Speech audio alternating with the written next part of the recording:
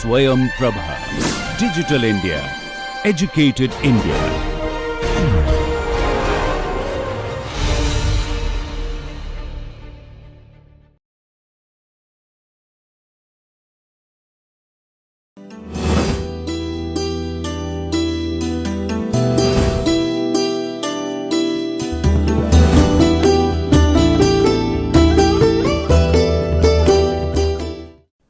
Welcome viewers, welcome back to this NPTEL course on education for sustainable development. So, in the last class I think we are discussing about transformative learning and what should be the ESD, pedagogy of ESD for this transformative learning. So, let us continue with this concept. So, the key methods of ESD, ESD for key methods of ESD that is collaborative real world projects. So, as it is primarily based on experiential learning, so in service learning oriented projects. So, for campaigning for the different sustainability topics. So, collaborative real world projects or experiential learnings focusing on the real world problems, crisis. So, that would be one key aspect of ESD. Then second is that vision building exercises, like conducting different kinds of workshops, scenario analysis, any kind of storytelling method or utopian storytelling method, science fiction thinking, futuristic thinking, or fore and back casting. So, these are the different kinds of visual exercises, vision building exercises, visual exercises, that is to predict the future, to learn from the past and to focus on the present. So, how to correlate, how we can link up with the past, with the present and the future to have a futuristic thought and perspective. So, these kind of exercises can be given as assignments. So, then the third component will be analysis of complex systems, including the community based research projects, action research projects, stakeholder analysis, data analytics, that means who was the major actors and the players in the scenario, their analysis, modeling, simulations, then systems games, so brainstorming. So, these kind of things can also be conducted from time to time for analyzing the complex systems, complex problems from a broad perspective, holistic perspective. So, these kind of exercises can also be given as an assignment, project, etc. Then yes, of course, critical and the reflective thinking, as I have been saying again and again, that critical thinking, reflective thinking are the key cognitive tools, you can say cognitive tools for enhancing our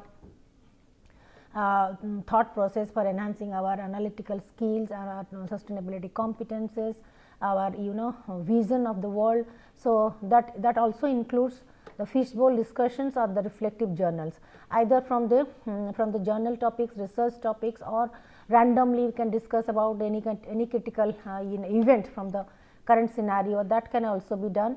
So, with the debates, with the discussions, with the dialogues, with the thread discussions, brainstorming sessions, that is to promote the critical and reflective thinking. So, we should not be complacent about what is going on, the status quo, or we should not be overwhelmed with yes, whatever we are having the resources, we are happy with, we should not be complacent in that way, but rather we should critically evaluate everything and reflect on our own thought process, our behaviors, our habits, our resources, and what could be the possible impact on the society, on the environment for the futures, on our economy, everything.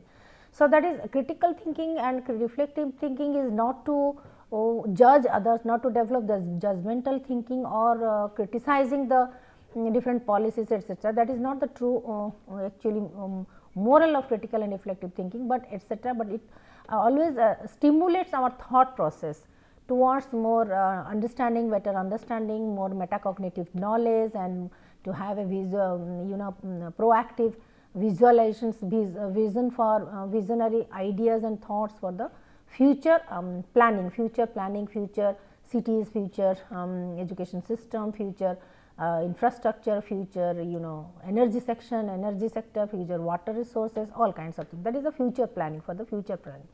So, reflective thinking and critical thinking are you can say the fundamental base of transformative learning as well as of the ESD. So, here education plays a synergistic role in achieving the aspirations embedded within the 2030 and the SDGs. So, education, definitely education, sustainable education and ESD especially plays a very vital role in synergizing all the aspects that are embedded in 2030 agenda, within the 2030 agenda as well as across the SDGs, across the 17 SDGs. So, thus we can say that ESD will require the individual to acquire the key competencies, sustainability competencies to align with the to the notion building of transformative learning. So, what are the key components, how to deal with the situation, how to develop this develop the different resolution strategies, hypotheses for the transformative learning, then again how to execute it, plan it. So, in addition to other generic and context specific competencies, so the key competencies on ESD, sustainability competencies should be developed to align with the notion of transformative learning and to develop the mastery and competency to deal with the emerging social problems, economical problem, environmental problem, and to deal with it in a very strategic way. So, education here is a catalyst, is a change agent, and especially ESD is the tool within the framework of education to not only to embed all the objectives and targets of SDGs across 17 SDGs, but as well as the 2030 targets of exclusive that means that is exclusive focus on quality education and SDG 4. So, for that matter we need to develop key competencies, sustainability competencies besides other context specific and the generic competencies. So, here you can say it is the competencies proposed by the assessment of ESD including SDG 4.7 that is being introduced by Wick et al. So, these are some of the key competencies that he and his associates have identified. Like you can see, as we can see, intrapersonal competency, interpersonal competency, these are the examples given here, you can go through it. But intrapersonal is that within the individual, how better we can understand ourselves, our inner self, our inner. So, like the metacognition gives us the ability, capacity to understand our own thought process, cognitive process. Similarly, intrapersonal is how much we have established the rapport with our inner self, our individual self, in the sense that we know our likings, dislikings, strengths, weaknesses, abilities, capabilities, efforts, values, everything we know about. We know about everything of our individual self. That is intrapersonal, and again we are very much happy with, and we have established a good rapport, and we have the right kind of self identity, because we have already known ourselves, understood ourselves, and we have established a bonding, a relationship with our inner self. So, there is no gap of our real self and our ideal self, or our outer self or our inner self. Outer self in the sense the way we present ourselves in the society or to the outer world, that is our outer self. But the inner self, actually what within our individual, our own self, what we are actually, what are our characteristic strengths, our personality traits, our attributes, our attitudes, our values, our thoughts, our capabilities, our efficacy, all these things. So, intrapersonal relationship is that developing a right kind of self awareness, so that we can better understand ourselves. We can it can help us in stress management and in interpreting the different kinds of situations, that is in meaning making, connections with the self, capacity for the inner peace, then mental well-being, self reflection. So, definitely intrapersonal competency definitely helps us not only in understanding our own self, but it enhances our self efficacy, our adaptability, our ability to deal with the stress, and meaning making for any kind of goals and objectives and activities. We can connect ourselves with not only our individual self, inner self, but also we have the capacity to establish a good healthy relationship with others. So, mental well-being, inner peace, these are the outcomes of this intrapersonal, because intrapersonal competency helps us in not only in self reflection and critical evaluation of our own ideas and thoughts more objectively, but it also enhances our ability, capabilities in terms of better self awareness, self efficacy, self competency, self esteem, all these things. Then comes here interpersonal. So, once we are good in intrapersonal, because we know ourselves better, why we are doing something. We have every justification and reason for what we are doing, what we are thinking, what we are behaving, acting and reacting. So that intrapersonal competency, or you can say intrapersonal intelligence, it helps us in establishing a healthy interpersonal relations, that is between the individuals. Between the individuals relationship, there is interpersonal relationship. Like for example, communication skill, it enhances our communication skill. Interpersonal skills includes empathy, being empathetic towards others, compassion, leadership skills, teamwork, collaboration, cooperation and participation in social activities. All these things are the result of this interpersonal relationship, which is the outcome of also developed intrapersonal intelligence. Once we have established a link, a rapport with a bonding with our individual self, then we can definitely we can establish a relationship with others in the community, with other individuals in the community, because understanding our inner self will help us in understanding others' behavior, others' thoughts, others' likings and dislikings. So then again that comes again, both these two intrapersonal and interpersonal competency helps us in future thinking. Future thinking like visualizing looking at the present, critically evaluating the scenario, and then having the assumptions and having the vision, the predictions about the future. So future visioning, then the developing the scenarios, that is from our imagination, from our broad outlook, that we can imagine that that like other countries, like other developed countries, we should have this kind of facilities, so and so, etc. So developing scenarios, backcasting, recognizing the heritage, intergenerational equity. So not only the generational gap, but intergenerational equity. That means always we can focus on the positive aspects of resources, even if it appears in the outset, it appears to be very challenging, very risky, very complex, etc. But from looking within into the system and the context, etc., we can explore the resources. So that is the futuristic thing, because having the visioning, that means with a positive mindset, so that we can also explore from the zero situation to we can also explore the positive outcomes in terms of exploring the resources, developing the capabilities, qualities, then training, through training, etc. We can also, and identifying, not only identifying our heritage also, but taking the advantage of traditional knowledge. Then we can also create, you can generate the resources, we can utilize those resources and mobilize those resources for future sustainability. Then systems thinking, as we have already discussed, a holistic perspective. System thinking means working with the complex problems, having a holistic vision of the thing, promoting resilience. Definitely positive thinking, along with the positive thinking, we have to develop the resilience, that is the spirit to come back, to fight and come back to the normal situation. That is the promoting resilience, understanding the tipping point, key points and feedback loops, etc. So how to get the learning experience, how to get the learning experiences or tips from the feedbacks, how to work on the feedback, how to utilize the feedback, and what are the critical points. So developing resilience, all these things, that is systemic thinking. Systems thinking is that having the holistic perspective to looking at the complex situations, the complex problems, to identify its loops and to resolve the issues, along with our enhancing the capability of optimism, positive thinking, resilience and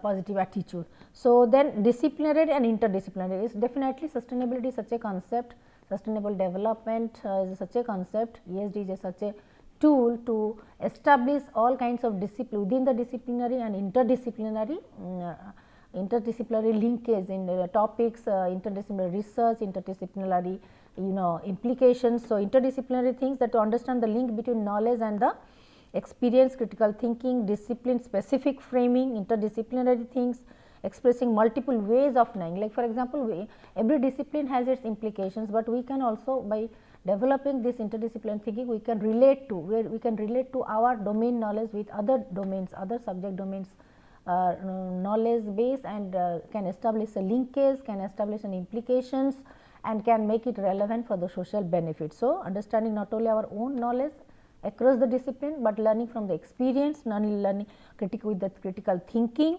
and in an expression of the multiple ways of knowing, and your creative ideas, innovative ideas and thoughts. So, that can also be, that interdisciplinary and disciplinary competencies can also be developed. Then comes your normative and the cultural definition. Normative cultural competency primarily is more of the universal learning about the universal values, ethical responsibilities, okay, developing an world view perspective. So, awareness of the universal values, undertaking the justice, then having the cosmopolitan perception, transcultural undertaking, transcultural perspective, then the again awareness of the local context as well as the global trends. How can we establish a bonding collaboration cooperation between local and context, local requirements, local need of the people along with the global trend, global requirements. So, these are things. Then the strategic competence is that planning, decision making, like after critical analysis and evaluation we can come to the conclusion and we can rightly identify the cause and effect relationship, we can address the critical issues, then take the decision accordingly, planning, decision making, implementation of the policies and addressing the challenges, organizational development, from the this experiential learning, the learning by doing, observation, then abstract conceptual formation, concept formation, then experimenting on these. So, this learning cycle from concrete experience to observations, reflective analysis to planning to action to learning by doing to hypothesis, all this learning cycle of the school learning experiential learning models that will help us in taking the strategic decision making, planning and strategic decision making. So, these are we can say the key competency areas within the framework of ASD, that is interpersonal, future thinking, that is having the vision of developing the future, developing the scenarios of the future, then recognizing the heritage and leveraging the cultural factors also. So, intergenerational equity, cultural factors, how to leverage it. Then systems thinking, having a holistic perspective, the disciplinary and interdisciplinary knowledge, translation of knowledge, implementation of this knowledge in terms of action and research. Then yes, normative, that is the which are based on the universal laws, rules, etc., and the cultural perspective. So, both the normative and cultural competencies and the strategic competency to take the final decision making and planning and execution of the action plans. So, here now again the Han et al. And Barth et al. They have again exclusively given the suggestion for the intrapersonal competency. Just now that we have discussed now intrapersonal, but next within ourselves. Interpersonal is that presencing, ability to stay present in our internal environment, at the same time engaging with our external. That means, how much do we understand ourselves, focus on simultaneously focusing on the external requirements and external external demand, or engaging ourselves in the external events. So, that is presencing. So, here we can also say that being mindfulness. Okay. So, that means we can better understand our ourselves, to present ourselves, engage ourselves in the present current event, along with staying in touch with our internal environment. Okay. So, to establish a linkage between internal environment and external environment by engaging ourselves. Second is the ability to hold contradictory thoughts and feelings without having to resolve the contradictions. Like suppose in our life very often we used to face contradictions. So, the paradoxes, different kinds of paradoxes. We have to, we should not be in a dilemma. We should not get disturbed. There should not be. We should not face any kind of dissonance, serious cognitive dissonance because of this contradictory thought. Because these are the you can say facts of life. We can say we can take it that facts of life. We have to face sometimes. We have to face the different paradoxes of life. So, therefore, how can we hold the contradictory thoughts and feelings at the same time, and we can rationalize it, we can justify it, we can understand it, we can rationalize.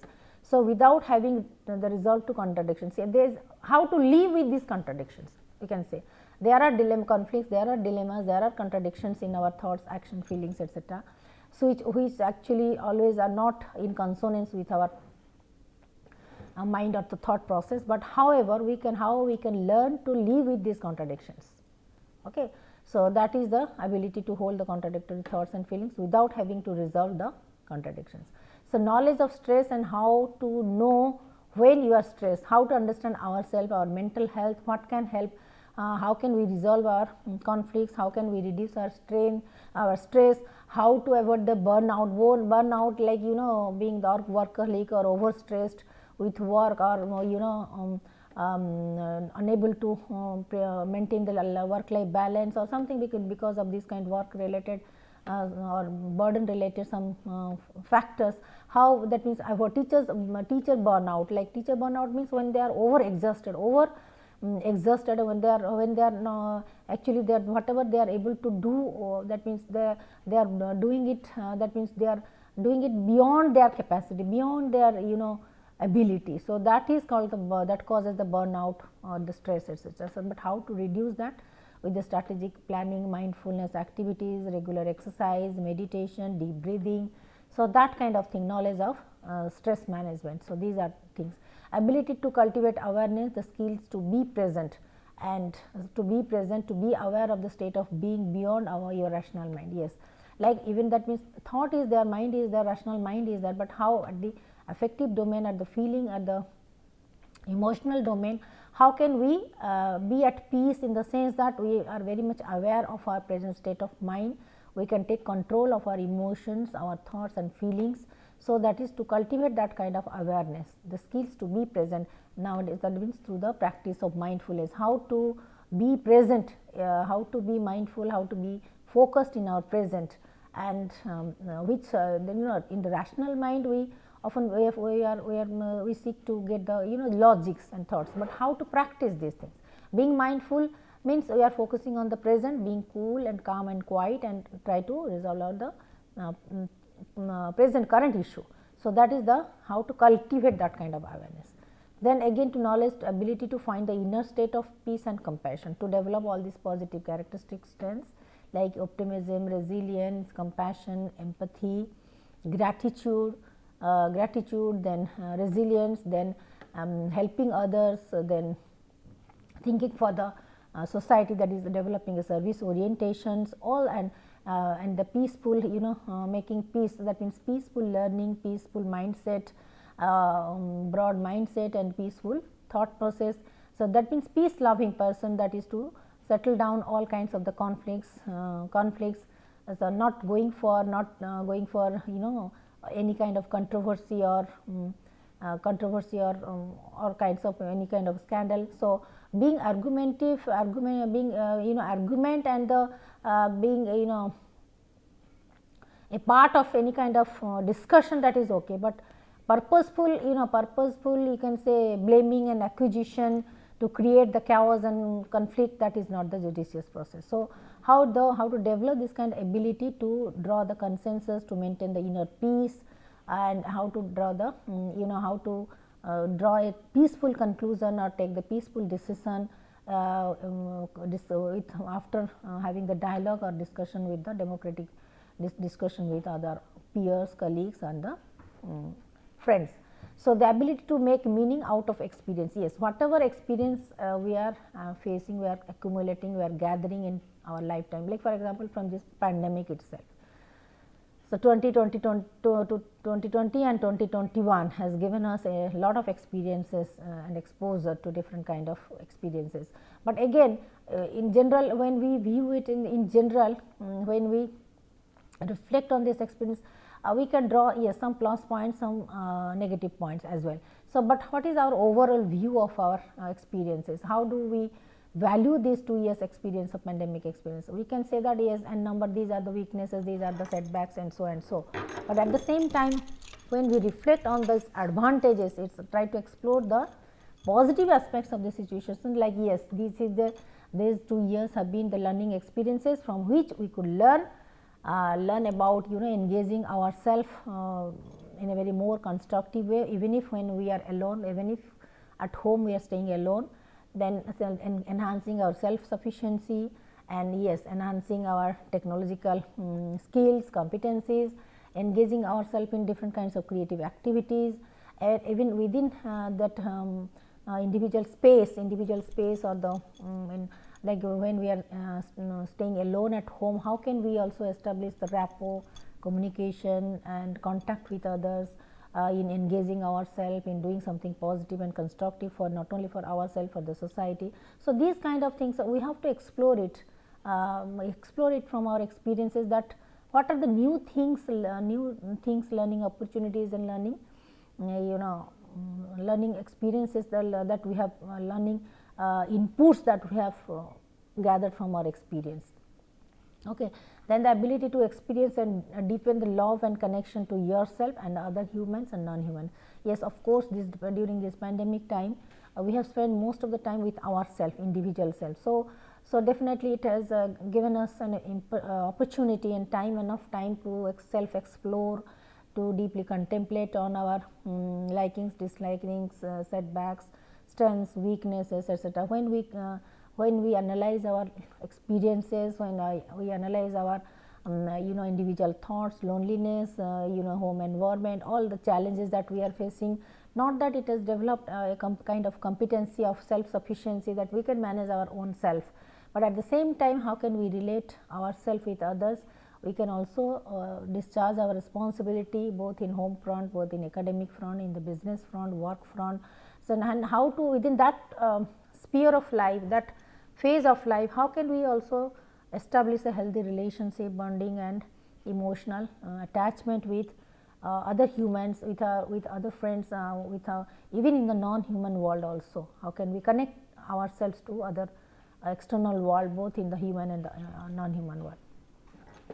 So, then these are some of the things. So, again using the competencies and assessment framework, again SDG 4.7, that is the ESD and global citizenship.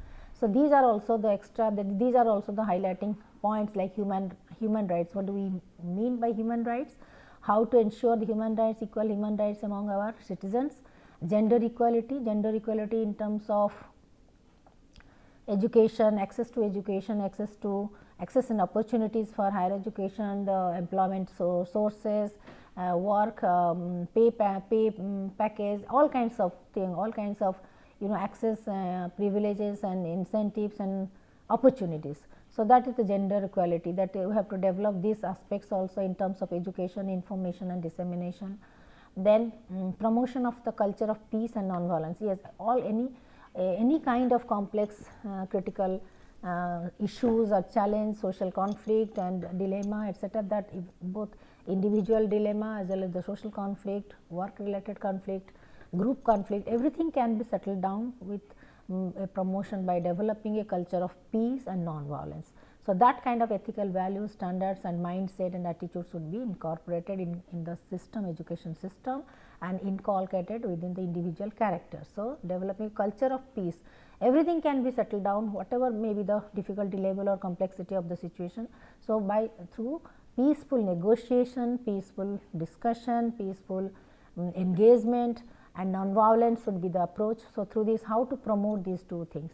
Then again, yes, global citizenship, that is being Indian or being a resident of a particular state, etc. Even if we are we have to look into the local needs, local context, local priorities, etc., but at the same time fulfilling all our local needs, requirements and individual needs, etc. But how can we take the responsibility of being a global citizen, to behave responsibly, to take the responsibility of discharging discharging our service towards the planet Earth, towards the global world in terms of economic growth, in terms of environment protection, or in terms of conserving our resources, in terms of establishing a healthy relationship with the human resource, that means with the networking.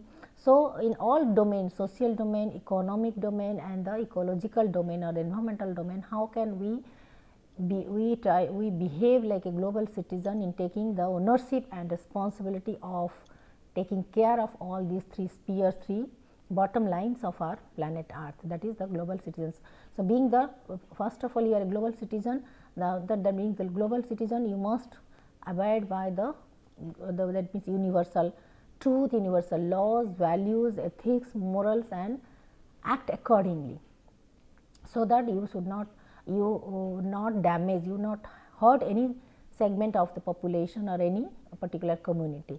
So, then again appreciation of the cultural diversity. Yes, cultural diversity is there. India is the best example. So, so we have already from the very beginning we have learned how to adopt into different cultural background diversity, along to live with the diversity. That is the benefit of our country and our culture. But again, when we are exposed to other countries and other culture also, so how to appreciate their cultural factors, how to appreciate their cultural diversity, how to understand their cultural nuances, and how these cultural differences also contribute towards the sustainable development, how it can be like every culture has some specific characteristics and features, how to leverage it to understand it better, and how to leverage it for the common development, for the community development, for the holistic development and sustainable development. So, appreciation of cultural diversity, understanding the cultural nuances and the unique features, and to leverage it for the common development or holistic development of the planet or the sustainable development, common sustainable development. So, again activating competencies through multiple intelligences. Okay. So, multiple intelligence, that is how to develop multiple intelligence proposed by Howard Gardner. So, there are different theories of intelligence, and Howard Gardner as a psychologist, as a theorist, he has proposed that the individuals, human beings are having the multiple intelligences. Initially, he has said that 7 intelligences are there, and later on other 2 more types of intelligence have been added. So, that we will discuss in the next class. Okay. Multiple intelligence as proposed by Howard Gardner, and how it is going to help us in enhancing a human capacity building, and in our social interaction, in communication, and how it helps us in to establish that kind of sustainable living, sustainable lifestyle, etc. That we will discuss in the next class. So, thank you.